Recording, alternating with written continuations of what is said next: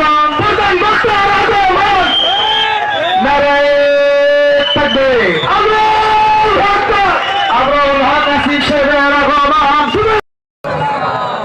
আপনারা এই যে পরিবেশটা খারাপ করছেন এটা ঠিক না। আমাকে দেখে এত লাফানোর কিছু নেই, চুপচাপ বসে থাকতে হবে। তাফসীর মাহফিলের একটা আদব আছে, আদবটা বজায় রেখে চলতে হবে। প্রিয় ভাইরা আমার, একটু সময় দেন, আমি সব কিছু ঠিক করে দেবো ইনশাআল্লাহ। একটু মেহেরবানি করে কোনো আওয়াজ চাই না। এটা সৈয়দপুরের মাটি, এটা নীলফামারীর মাটি, এটা আমাদের ভদ্র মানুষদের মাটি। অভদ্র করলে চলবে না যুবক ভাই, কথা ঠিক আছে কিনা বলো? যা হওয়ার হয়ে গেছে। আমি এখন সবার কাছ থেকে পিন পতন নীরবতা চাই। এ ভাই এইগুলো আওয়াজ করা যাবে না, খবরদার। মাহফিল অত্যন্ত চমৎকার পরিবেশে হয়েছে আজকে। আরে ভাই থামেন, আমি বললাম তো আমি ঠিক করে দিব, কেন চিৎকার করছেন? আমি আছি তো ভাই। আমার একটা প্রধান আলোচক আসলে তার সম্মান আছে, তার সম্মানার্থে কথা না বলে চুপ থাকতে হয়, এটা ন্যূনতম ভদ্রতা। প্রিয় ভাইরা আমার, আমি আছি তো। যদি প্রবলেম হয় ক্যামেরায় হটাই দিব, আপনারা দেখবেন আমাকে, এটাই তো আমি চাই যুবক ভাইরা, তাই না বলো? একটু সময় তো দিবেন রে ভাই আমার। আসার পরে অস্থির মারামারি, সেলফি মারামারি করে অবস্থা খারাপ হয়ে যাচ্ছে। প্রিয় ভাইরা আমার, আমি সালাম দিয়েছি, অনেকে আমাকে জবাব দেন নাই। আমি আবার সালাম দিব, আশা রাখবো আপনারা আমাকে সবাই জবান খুলে দিল খুলে উত্তর দিবেন। নীলফামারীবাসী আর কোন সাউন্ড চাই না। সৈয়দপুরবাসী যে যেখানে দাঁড়িয়ে আছেন জায়গা থাকলে বসে যান। আর রিপিট এগেন, যে যেখানে দাঁড়িয়ে আছেন, আমি নীলফামারীকে বড্ড ভালোবাসি। আমার আজকে দিনের বেলা মাহফিল ছিল নীলফামারীতে। দিনের বেলা মাহফিল হলেও কি হবে, হাজার হাজার মানুষের ঢল আমি আজকের মাহফিলে দেখেছি। আপনারা আমার ফেসবুকে চাইলে চেক করতে পারেন। আমার কথা, নীলফামারী জেলা এটা ইসলামের জেলা, এটা কোনের মানুষের জেলা। এই জেলার মাটি, এটা ইসলামের ঘাঁটি, এটার বদনাম করা যাবে না। ক্যামেরাম্যান ভাইয়েরা একটু পরে আলহামদুলিল্লাহি নাহমাদুহু ওয়া নাস্তাঈনুহু ওয়া নাস্তাগফিরুহু ونؤمن به ونتوكل عليه ونعوذ بالله من شرور أنفسنا ومن سيئات أعمالنا من يهده الله فلا مضل له ومن يضلله فلا هادي له فلن تجد له وليا مرشدا ونشهد أن لا إله إلا الله وحده لا شريك له هو الذي لا ضد له ولا ند له لا مثل له ولا مثيل له ولا كفيل له لا شبه له ولا شبيه له ولا ولد له ولا والد له وهو الواحد الفرد الصمد لم يلد ولم يولد ولم يكن له كفوا أحد ونشهد أن سيدنا ونبينا وحبيبنا وحبيب ربنا وطبيبنا وطبيب أرواحنا محمدا عبد الله ورسوله أي نايم দুইটা ক্যামেরা এদিকে হটায় দাও না, একটা থাক, এই দুইটা থাক, আমার মুরব্বীদের দেখতে কষ্ট হবে। সাইডে, একদম সাইডে দিয়ে দাও। আমি জীবনেও এটা করি নাই, আজকে প্রথম করলাম, শুধু আপনাদের মুরব্বী আব্বাজানদের সাথে। আব্বাজান ক্যামেরা আজকে নাই, আপনারা আমার মাহফিল যুবকরা দেখে ওদেরকে বলবেন ক্যামেরা 50টা 60টা 100টা ক্যামেরা থাকে, তো এরকম চিৎকার আপনারা এই যুবকদেরকে জিজ্ঞেস করুন, ওরা বলে দিবে আপনাদের। সভাপতি আছেন আলহাজ মোহাম্মদ ইউসুফ উদ্দিন, বিশিষ্ট সমাজসেবক খাতামুখপুর। উনি কি এসেছেন?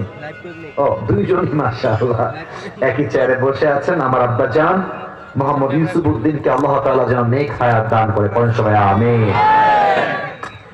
প্রধান বক্তা আপনারা আমাকে রেখেছেন, অত্যন্ত শুকরিয়া, থ্যাংক ইউ সো মাচ। যদিও বা আমি এই পজিশনটা বিলং করি না, আমার সে যোগ্যতাই নেই, তবুও আপনারা আমাকে দয়া করে মায়া করে ভালোবেসে দিয়েছেন, আল্লাহ রহমত আমার উপরে রয়েছে। আমি আল্লাহর কাছে নিজের জন্য এটা বলে দোয়া করতে চাই, আল্লাহ যেন আমাকে আজকে ইখলাসের সাথে এমন কথা বলার তৌফিক দান করে যা আপনাদের জন্য এবং আমার জন্য উভয়ের জন্য হেদায়েতের ওয়াসিলা হতে পারে, পড়েন সবাই আমিন। আমার পূর্বে কথা বলেছেন মুফতি আব্দুল সালাম বেলাল, আমার ভাই এতক্ষণ যাবৎ পরিবেশটাকে সামনে রেখেছেন। আমি দোয়া করি আমার প্রিয় ভাইকে আল্লাহ তাআলা যেন ইসলামের খাদেম হিসেবে ওমর ফারুক রাদিয়াল্লাহু তাআলা আনহুর মতো কবুল করে, পড়েন সবাই আমিন। মাশাআল্লাহ, এবার সাউন্ড বের হচ্ছে আপনাদের জবান থেকে। প্রধান উপদেষ্টা আছেন জনাব মোহাম্মদ সাবেদ আলী, প্রধান অতিথি আছেন হাফেজ মাওলানা আব্দুল মুনতাকি, উনি কি এসেছেন? আসবেন কিছুক্ষণ পরে। বিশেষ অতিথি আছেন জনাব মোহাম্মদ মইনুল হোসেন, বাংলাদেশ রেলওয়ে রাজশাহী, উনি কি এসেছেন? কোথায় আছেন? আচ্ছা মাশাআল্লাহ, ওকে ওকে মাশাআল্লাহ স্যার, বসেন আপনি। আমাদের মোটামুটি প্রোগ্রামের মান্যগণ্য ব্যক্তিবর্গ, দে আর অল প্রেজেন্ট হিয়ার, মোটামুটি সবাই উপস্থিত রয়েছেন। আমরা বেশি কথা বাড়াতে চাই না, আমরা জাস্ট একটা বাক্যে এই মুহূর্তে দোয়া করব, আপনারা আমিন বলবেন, move on to the next. কিছুই নাই, আমার কথা হচ্ছে আমাদের শীত দূর হবে কম্বল দিয়ে নয়, লাভ দিয়ে নয়, যুবকদের ঘর ঘর দিনদার বউয়ের দরকার। আল্লাহ যুবকদেরকে নেককার দিনদার বউ দিয়ে দিক, পড়েন সবাই আমিন।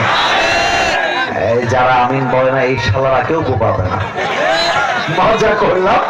এবার সবাই মিলে পড়েন আমিন।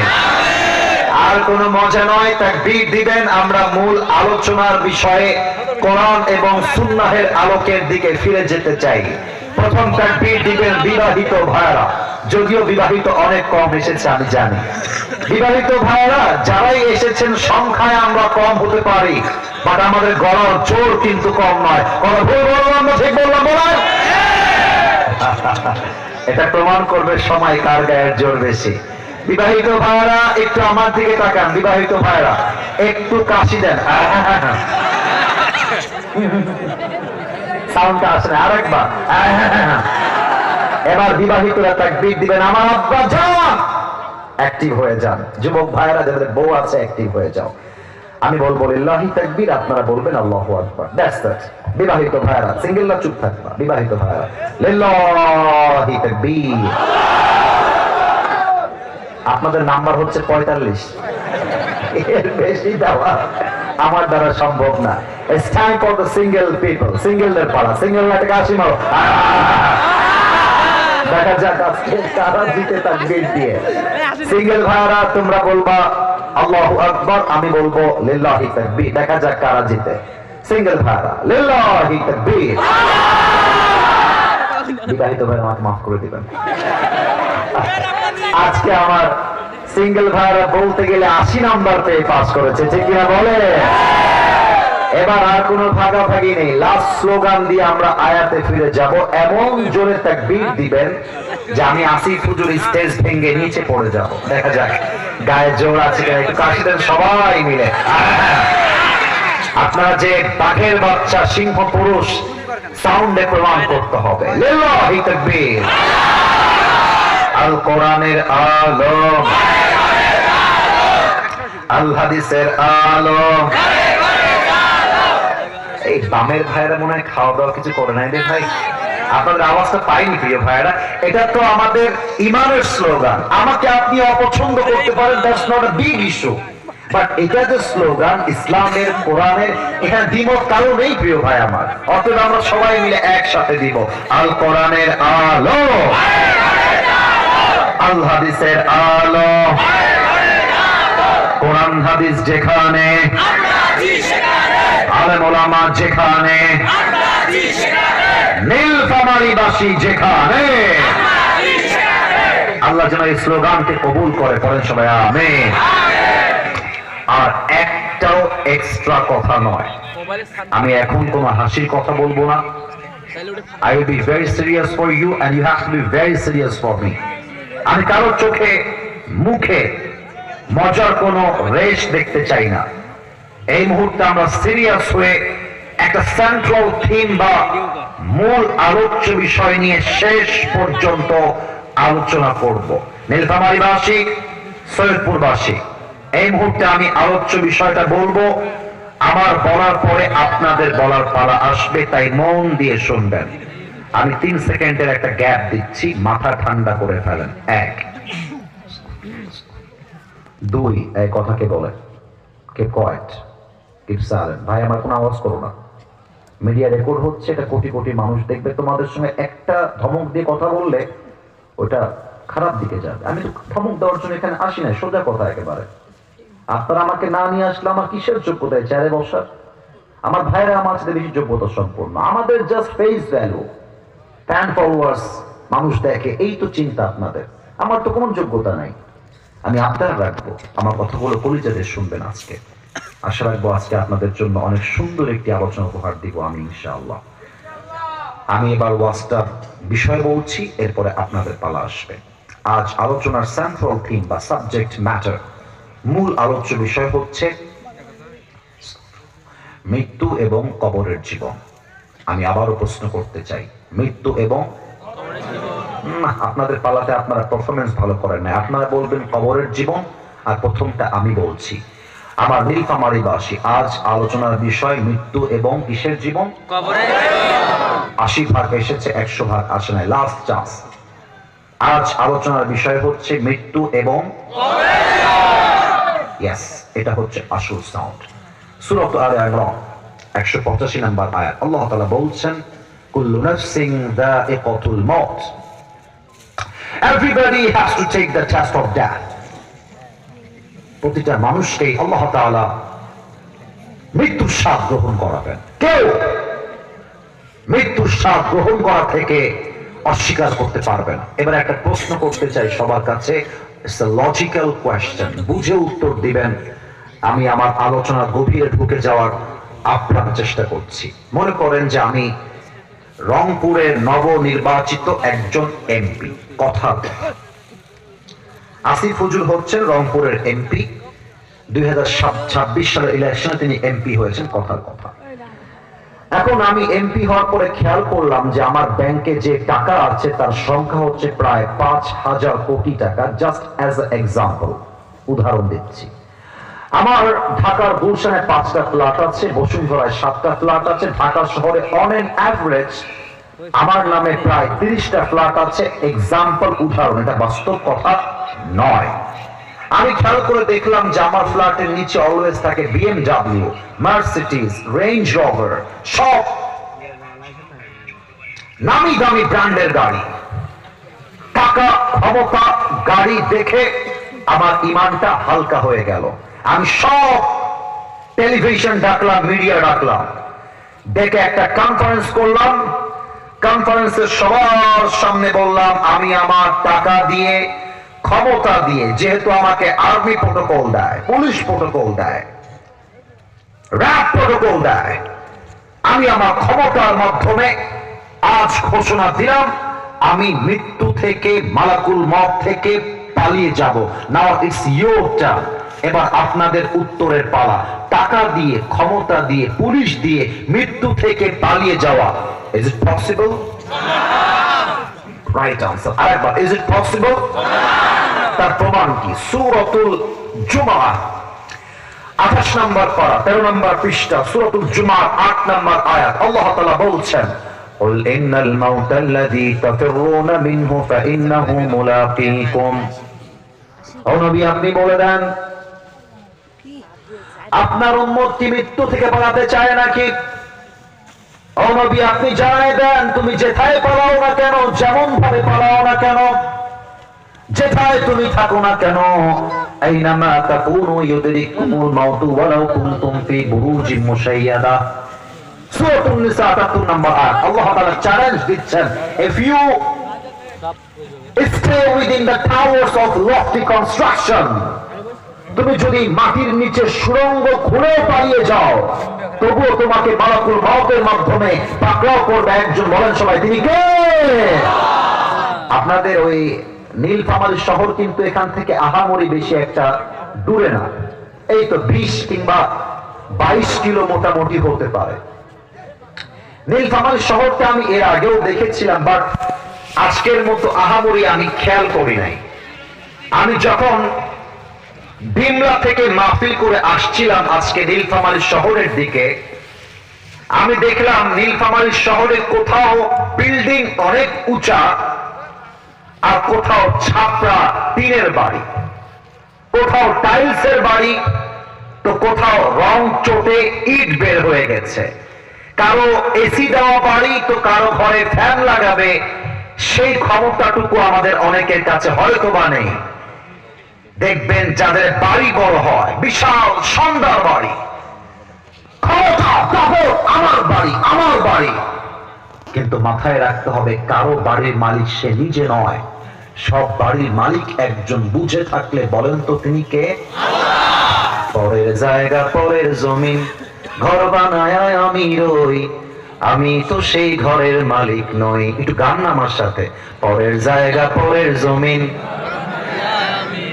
আমি তো সেই ঘরের মালিক নই, সেই ঘরখানা যার জমিদারি, আমি পাই না তাহার হুকুম জারি, আমি পাই না জমিদারের দেখা, আমি পাই না জমিদারের দেখা, মনের দুঃখ কারে কই, আমি তো সেই ঘরের মালিক নই।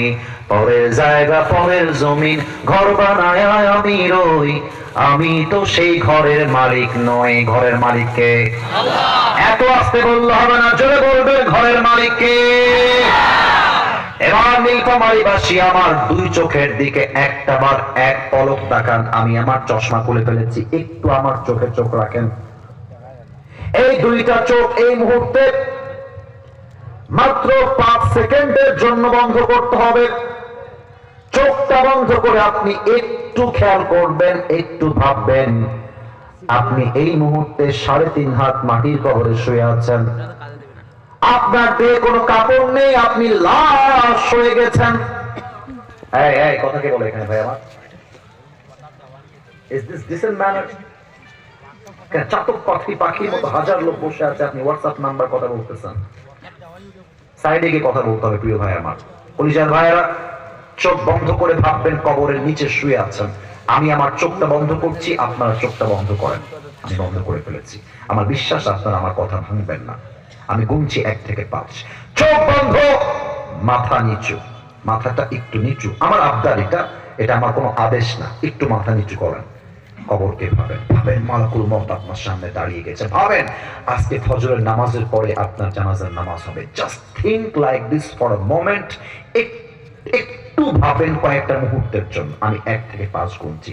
1, 2, 3, 4, 5। চোখ খোলেন, আমার দিকে তাকান।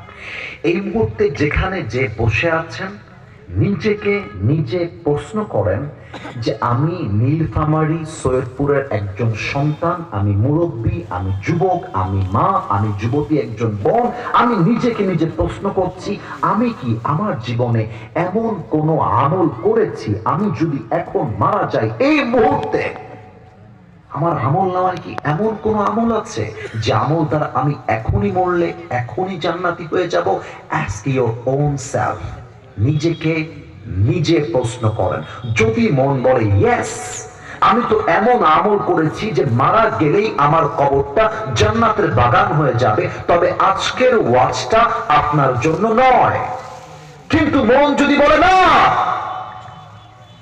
আমি তো এমন কোন আমল করি নাই যে আমলের দ্বারা মৃত্যুর পরে আমার জন্য জান্নাতের ফয়সালা হয়ে যাবে, তবে আমার প্রশ্ন আপনার কাছে, আপনি এখনো সুদ খান কেন?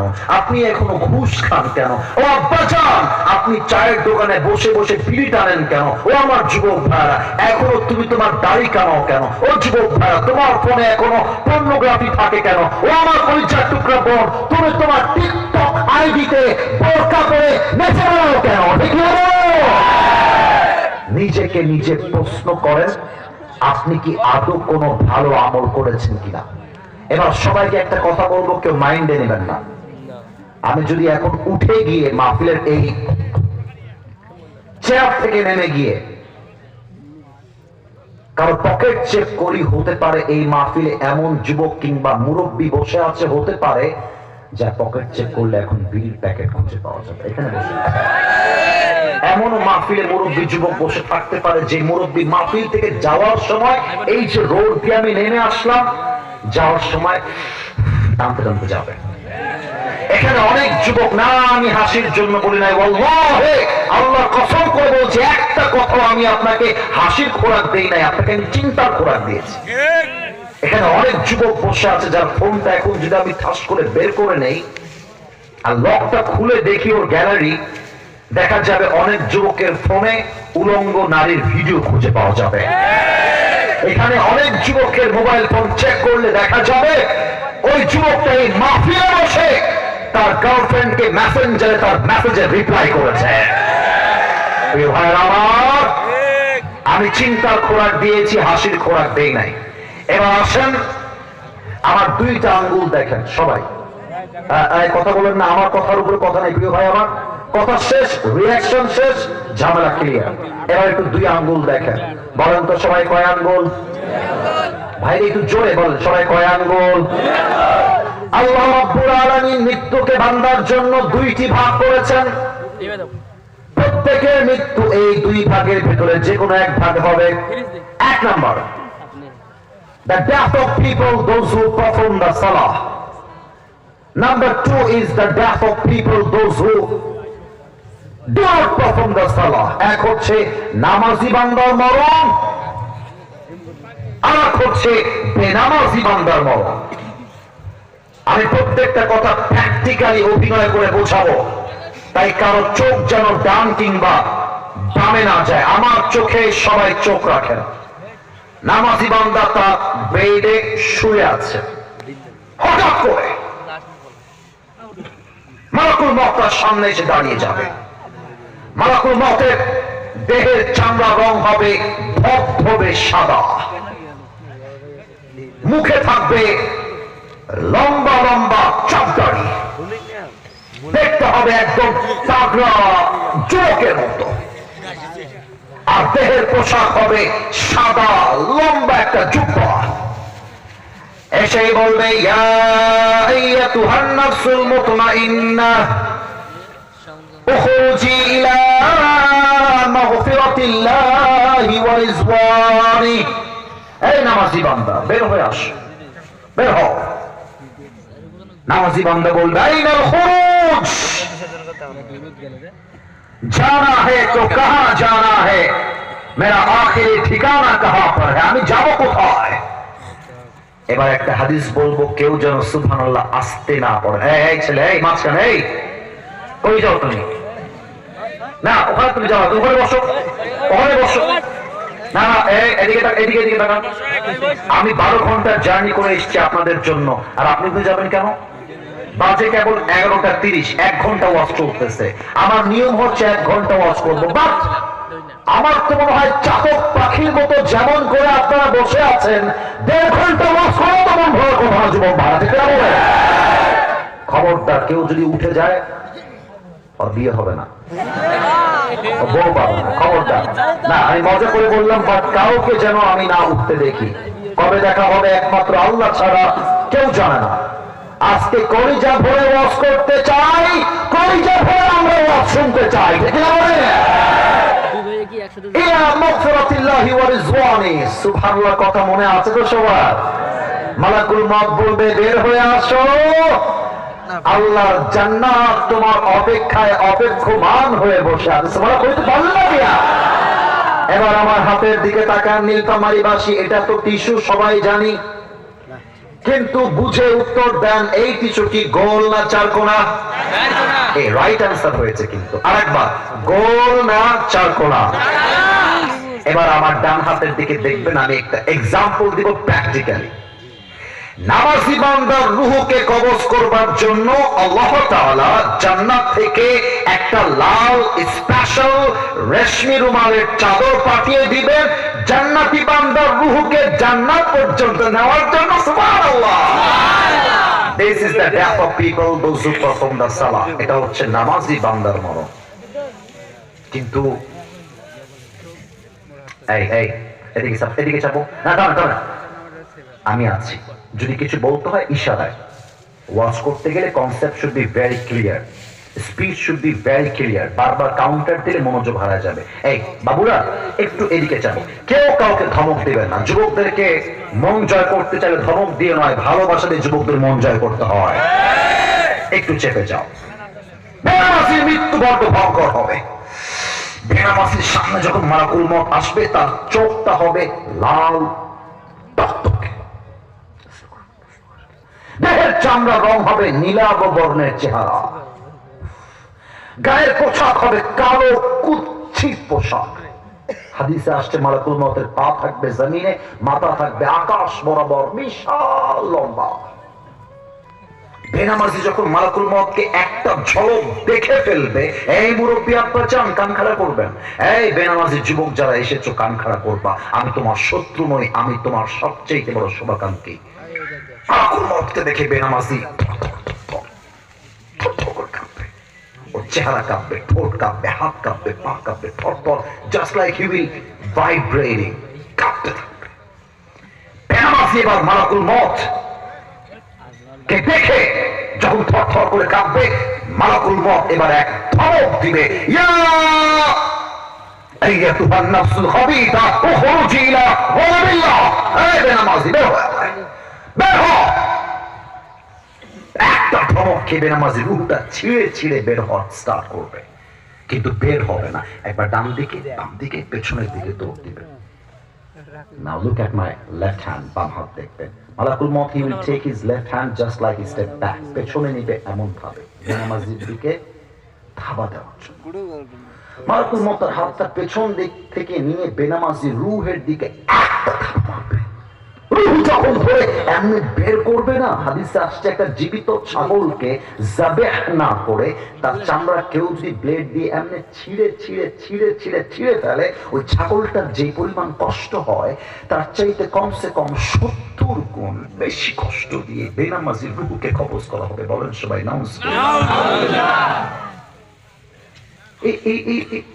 এই হাদিস শুনে কেউ যদি নামাজি না হয়, বিশ্বাস করেন তার মতো কপাল পোড়া হতভাগা কেউ নাই। এখানে অনেকে বসে আছে জাস্ট জুমার নামাজটা পড়ছে আজকে, আর এক ওয়াক্ত নামাজ পড়া না, এখানেই বসে আছে। আজকে জুমার নামাজে দেখছেন না মসজিদ ভরে গেছে, কালকে ফজরে দেখবেন হারিকেন দো মুসল্লি খুঁজে পাবেন না। বলবেন দিস ইজ দ্য রিয়ালিটি। আমার দিকে একবার তাকান, এই দেখেন, আমার একটা কথা বলবো, এটা অহংকারে নেবেন না, অহংকার করে বলছি না। আমার যে ব্লেজারটা পরে আছি না, এটা অনেক দামি ব্লেজার। এই যে ঘড়ি অনেক দামি, এই যে পাঞ্জাবি পরে আছে পাকিস্তান থেকে আনা দামি পাঞ্জাবি। আমি যা বলছি এটা বোঝেন, আমি অহংকারের জন্য বলছি না। আমি মাঝে মাঝে গাড়িতে বসে বসে ভাবি, কি রে বাবা, আমার এত ফ্যান ফলোয়ার্স, এত মিলিয়ন ফলোয়ার্স, এত চাকচিক্যময় আমার জামা, আমার টুপি, আমার ঘড়ি, আমার রিং, আমার ব্লেজার, আমার ওয়েস্টকোট, একটা গাড়ি এসে ধাক্কা মারবে আমার গাড়িতে, ছিটকে পড়ে যাবো আমি, মাথায় লাগবে আঘাত, খিলকি দিয়ে রক্ত বের হবে। আমার সমস্ত চাকচিক্যময় জামাগুলো খুলে আমাকে সাদা কাফনের কাপড়ে প্যাকেট করে 3.5 হাত মাটিতে কবর দেওয়া হবে। এটার নামই তো দুনিয়ার জীবন, ঠিক কিনা বলে? রূপেরই গৌরবে সাজিয়াছ সাজ, সোনা দানা কত কি আর রাজকী পোশাক, যেদিন প্রাণ চলে যাবে সবই পড়ে রবে, প্রাণ চলে যাবে সবই পড়ে রবে, গায়ে দেবে মার কিনো থন রে মন আমার, কেন বাঁধো দালান ঘর, একদিন মাটির ভেতরে হবে ঘর রে মন আমার, কেন বাঁধো দালান, গলে পচে যাবে শিরার উপর শিরাগুলি ছিন্ন ভিন্ন হবে, মুন্ড মেরু দণ্ড সবই হবে খণ্ড খণ্ড, মুন্ড মেরু দণ্ড সবই হবে খণ্ড খণ্ড, গায়ে দেবে মারি কিনো থন রে মন আমার, কেন বাঁধো দালান ঘর। একটু গান তো আমার সাথে, এদিকের কাজ এদিকে হবে, আমার সাথে গান একটু। একদিন মাটির ভেতরে রে মন আমার, কেন বাঁধো দালান ঘর। আমার প্রিয় নীলফামারীবাসী, আমার প্রিয় সৈয়দপুরবাসী, আপনার রূহ যখন বের হয়ে যাবে, মালাকুল মউত যখন আপনার রূহটাকে পাকড়াও করবে, আপনার রূহ যখন বের হয়ে যাবে, এলাকার মসজিদে এলান শুরু হয়ে যাবে, অমুকের বাবা, অমুকের মা, অমুকের ভাই, অমুকের চাচা দুনিয়ায় আর নাই, শেষ। সব খেলা এক নিমিষেই শেষ। মৃত্যু এমন একটা শব্দ, যখন যার জীবনে চলে আসে, ডাক্তারের নাম কেটে যায়, নেতার নাম কেটে যায়, হুজুরের নাম কেটে যায়, এমপির নাম কেটে যায়, মন্ত্রীর নাম কেটে যায়, প্রধানমন্ত্রীর নাম কেটে যায়। একটা মানুষ রূহ বের হওয়ার পরে তার নাম হয়ে যায় মাইয়াত, মৃত, লাশ, ডেড বডি। তারপর টাইটেল তখন কাজে আসে না, ঠিক আছে? This is the reality of this world. এবার একটা প্রশ্ন করতে চাই, যেহেতু আমাদের মান্যগণ্য ব্যক্তি চলে আসছেন, প্রশ্নগুলো বলার সময় উত্তরটা একটু বুঝে দিবেন, কারণ ভুল উত্তর দিলে এটা একটা আত্মসম্মানের ব্যাপার সেবা। আপনারা পারবেন না, আপনারা কিছু নাই। প্রিয় ভাইরা, বলেন তো, একটু বুঝে বলবেন। The life we are leading right now in this world, যে জীবনে আমরা এখন আছি, দুনিয়ার যে জীবনটা, হুজুরা তো পারবে, ওদেরকে আমি ধরার জন্য বলছি, আমার যুবক ভাই মুরব্বীদেরকে বলেন তো, এই দুনিয়ার জীবনটা কি সেরা না আখিরাতের জীবন সেরা? উত্তর তো সঠিক, তবে আসতে দিলেন কেন? আবার দুনিয়ার জীবনটা কি সেরা না আখিরাতের জীবনটা সেরা? 30 নম্বর পারা, সূরাতুদ দুহা 4 নম্বর আয়াত, ওয়াল আখিরাতু খায়রুল লাকা মিনাল উলা। The life of hereafter is much more better than this worldly life. দুনিয়ার জীবনের চাইতে আখিরাতের জীবনকে আল্লাহ তাআলা 1000 গুণ বেশি উত্তম করে বানিয়েছে। সুবহানাল্লাহ বলবেন আপনারা সবাই? এবার বলেন তো, আমার দিকে তাকায়, আমাকে দেখে মুরব্বীরা একটু উত্তর দিবেন, যুবক ভাইরা বলবেন আমাকে দেখে আনুমানিক। আমি এটাও কবরের সঙ্গেই বলবো, একটু বোঝাবার জন্য বলছি। আমার বয়স আনুমানিক কত মনে হয় আপনাদের? আনুমানিক, এটা আইডিয়া। আচ্ছা, 28 একজন বলেছে। আর কারো কোন আইডিয়া আছে? 35 না, 35 একটু বেশি হয়ে গেল। আচ্ছা, 28 যেটা বলেছো অনেকটা কাছাকাছি হয়ে গেছে। আচ্ছা থামেন না, আমার বয়সটা মেইন ফ্যাক্ট না, আয়াতটা হচ্ছে মেইন ফ্যাক্ট, কোরআনটা হচ্ছে মেইন ফ্যাক্ট। এবার আমাকে উত্তর দেন, বলেন তো, দুনিয়ার জীবনটা কি বেশি লম্বা না কবরের জীবন বেশি লম্বা? এই যে সামনে যারা বসে আছে, এদের গায়ে জোর আছে, বেটারা সাহস আছে, পেছনে আপনাদের আওয়াজ নাই। আর একবার চান্স দিচ্ছি, বলুন সবাই, দুনিয়ার জীবনটা বেশি লম্বা না কবরের জীবনটা বেশি লম্বা? প্রমাণ হচ্ছে কোরআন 30 নম্বর পারা 4 নম্বর পৃষ্ঠা, সূরাতুন নাজিআতের একদম লাস্ট আয়াত। আল্লাহ রাব্বুল আলামিন বলছেন, কান্নাহুম ইয়াওমা ইয়ারাউনাহা লাম ইয়ালবাসু ইল্লা আশিয়াতান আও দুহাহা। ও আমার আম্মা জান, যেখান থেকে শুনছেন কান খাড়া করবেন। আমার কলিজার টুকরা, মাথার তাজ মুরব্বী আব্বা জান, কলিজাটাকে অ্যাক্টিভ করেন। আল্লাহ বলছেন, 80 বছরের মুরব্বী যেদিন মারা যাবে, যে মুরব্বীর বয়স 100 বছর, যখন সে মারা যাবে, পরকালের জীবন যখন শুরু হয়ে যাবে, সে আল্লাহকে ডাক দিয়ে বলবে, আল্লাহ, আমার তো মনে হচ্ছে দুনিয়ার 80 বছরের জীবনটা পরকালের কাছে একটা সন্ধ্যা কিংবা বিকাল ছাড়া আর কিছুই নয়। আল্লাহু আকবার! কতটা লম্বা সময়!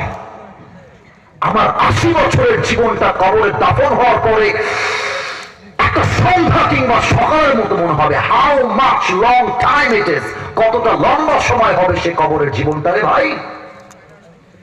এবার একটা প্রশ্ন করব, কবরে যখন দাফন করা হবে, এটা কিন্তু অনেকে ভুল উত্তর দিবেন, আমি জানি, এটা আমার এক্সপিরিয়েন্স আছে।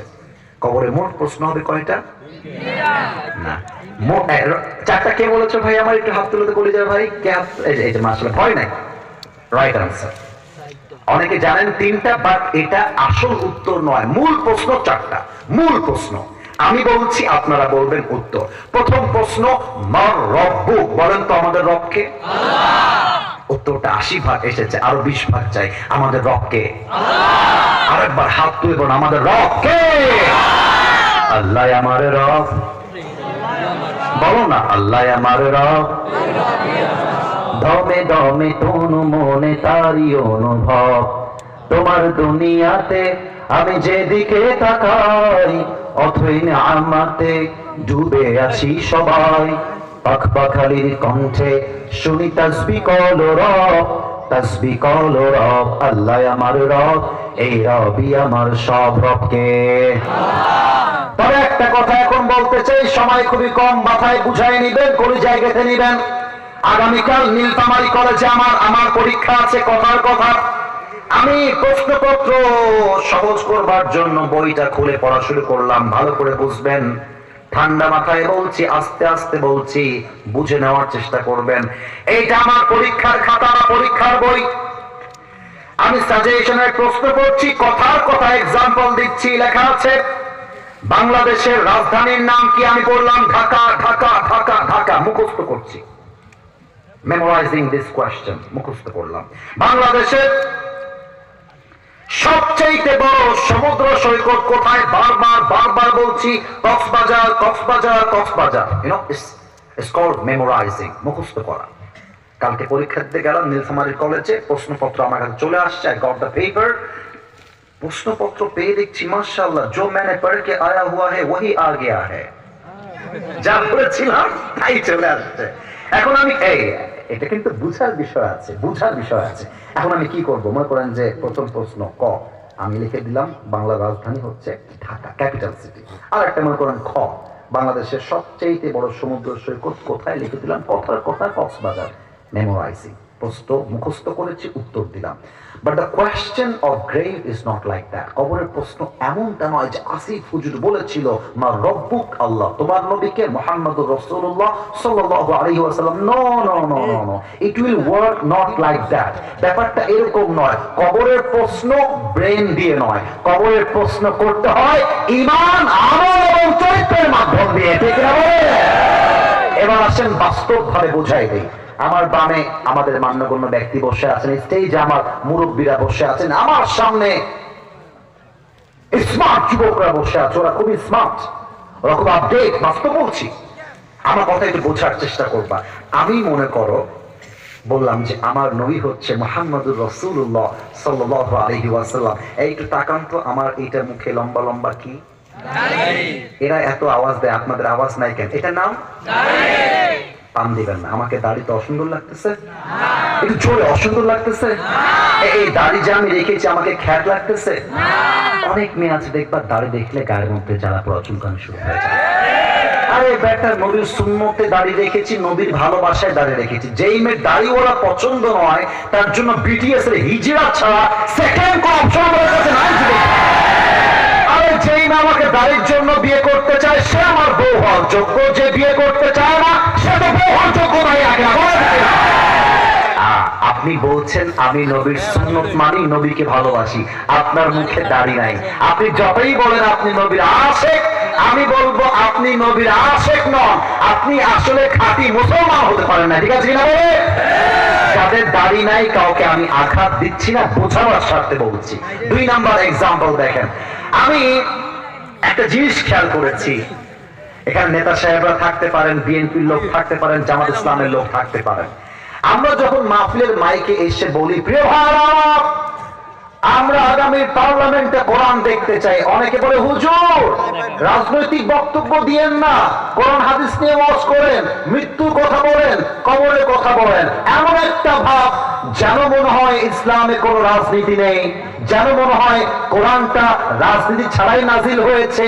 আমরা বলতে চাই যারা বলবে রাজনীতি করব তবে ইসলাম মানব না, যারা বলবে রাজনীতি করব তবে কোরআন মানব না, আমি স্পষ্ট ভাষায় বলছি, চাইলে আপনি আমাকে বাধা দেন, I don't have any objection on it, but this is the reality I'm talking about on this matter just as a citizen of Bangladesh, আমি কোন রাজনৈতিক নেতা নই, আমি একজন দ্বীনের খাদেম হয়ে বলছি, যারা বলবে নবীর রাজনীতি মানি না, যারা বলবে কোরআনের রাজনীতি মানি না, তারাই মূলত বাংলার মাটিতে রাজনীতির নামে দুর্নীতিবাজি করতে চায় আমাদের সবাই। অতএব নবীরে খালি ভালোবাসি বা পার্লামেন্টে বাসি না, এই নবী চলবে না। নবীরে ভালোবাসি আমরা, কিন্তু নবীর নামের আইন চাই না, এটার নাম কখনো ইসলামের প্রতি ভালোবাসা হতে পারে না।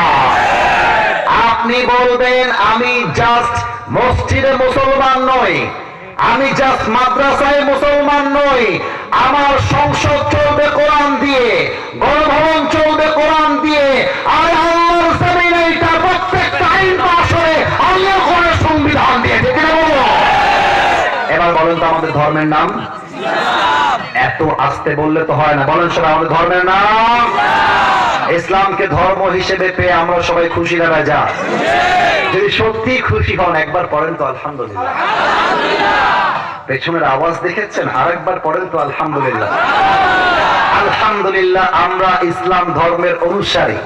আমাদেরকে রিসেন্টলি গালি দেওয়া হয়েছে আমরা নাকি ধর্মান্ধ। কেন? বাউল সরকারকে মারা হয়েছে। এই প্রিয় ভাইরা, কথা বুঝবেন, আমি আমার মায়ের নামে গালি দিলে সহ্য করব, আমার বাপের নামে দিলে সহ্য করব, আমার ভাইকে দিলে সহ্য করব, বাপ আল্লাহ কসম করে বলছি, আমার আল্লাহকে নিয়ে যে কটূক্তি করবে তার নামে আমি বাংলাদেশে আইন দেখতে চাই, ঢাকার জাতীয় মসজিদ বাইতুল মুকাররমের সামনে ফাঁসির কাস্টে ঝুলিয়ে হত্যার রায় পাস করতে হবে।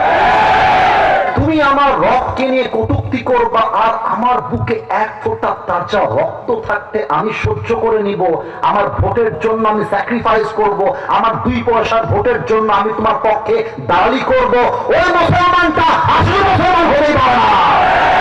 আমার নবীর কথা আসলে, আল্লাহর কথা আসলে সামনে কে আছে দেখার টাইম নাই, হয় সে আসবে না আমি মরে যাবো, শহীদ হয়ে যাবো আমি।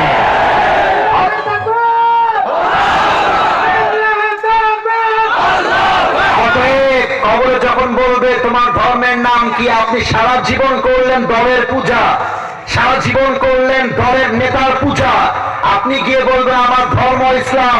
ইসলাম এতটাও সহজ নয়, ঠিক আছে? শেষ কথা, 4 নম্বর প্রশ্ন। ফেরেশতা বলবে ওয়ামা ইলমুক, what is the source of your knowledge? তুমি এতগুলো জ্ঞান অর্জন করেছো কই থেকে?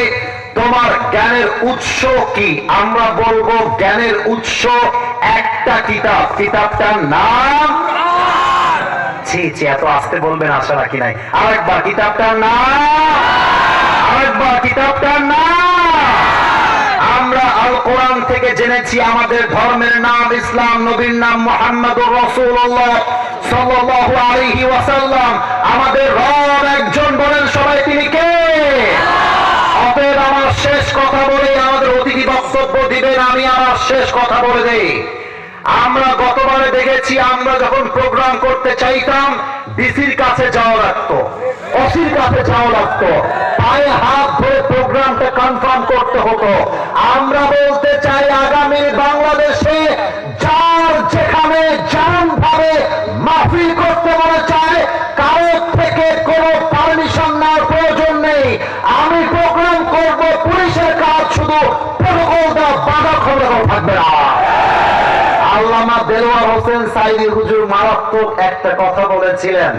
উনি বলতেন আমরা যখন আল কোরআন দিয়ে পার্লামেন্ট চালাতে চাই আমাদেরকে বলা হয় মৌলবাদী, জঙ্গিবাদী।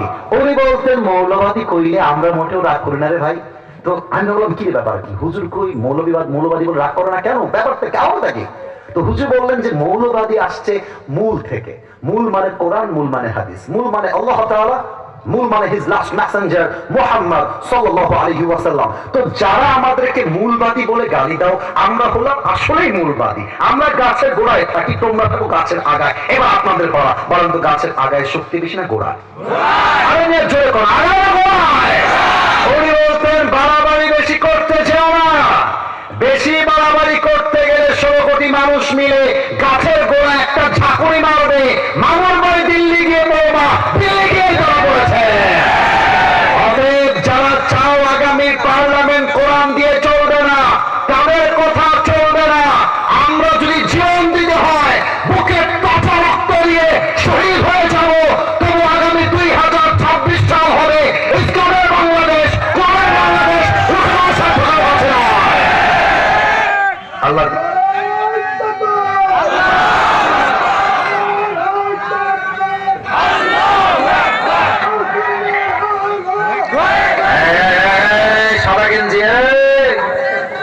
খবরদার চুপ করে থাকো। ঠিক আছে, আমি বলি আমার ওয়াজের মাঝখানে দিলে আমার ওয়াজটা ডিস্টার্বেন্স হবে, তাই আমি অল্পতে শেষ করলাম। প্রিয় ভাইরা আমার, আমাদের জামাত ইসলামের একজন মান্যগণ্য নেতা এসেছেন, we respect him a lot from our heart. Sir just একটু কথা বলবেন, আমরা দোয়া করব, এরপরে আমরা একসাথে বাসায় যাব। রাজি আছেন কারা কারা? তারা একটু হাত তোলেন, সবাই একটু হাত তোলেন। এবার আমাকে ওয়াদা দেন, বলেন সবাই হুজুর। এই আলোকে মোহরা কেন্দ্রে পাবো, বলেন সবাই হুজুর। আমরা ওয়াদা দিলাম, আমরা নীলফামারীর সন্তান। বুকের মধ্যে গৌরব নাই তোমাদের, বলো নীলফামারীর সন্তান। আজ আমরা